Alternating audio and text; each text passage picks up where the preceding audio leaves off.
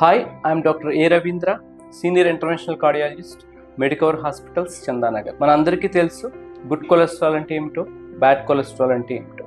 హెచ్డిఎల్ని good cholesterol అంటాము, ఎల్డిఎల్ని bad cholesterol అంటాము. So what is bad in good cholesterol?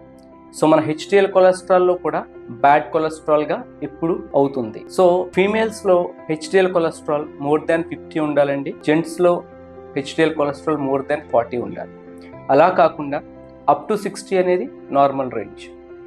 అలా కాకుండా మీకు 80s, 90s, 100 ఉంటే ఆ HDL cholesterol is defective cholesterol.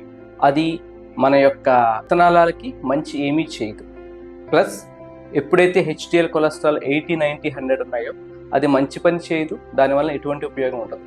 దానికి తోడు మనకు తెలియని స్మాల్ డెన్సిటీ ఎల్డిఎల్ కొలెస్ట్రాల్ అనేది ఎక్కువ ఉంటుంది. సో ఎప్పుడైతే మీకు హెచ్డిఎల్ కొలెస్ట్రాల్ 90, 100, 80 ఉంటే మీరు చాలా మంచిగా ఉందని అనుకోకుండా స్మాల్ డెన్సిటీ ఎల్డిఎల్కి చెక్ చేసుకుని తద్వారా హార్ట్ అటాక్స్ని, బ్రెయిన్ స్ట్రోక్స్ని ప్రివెంట్ చేయండి. Thank you.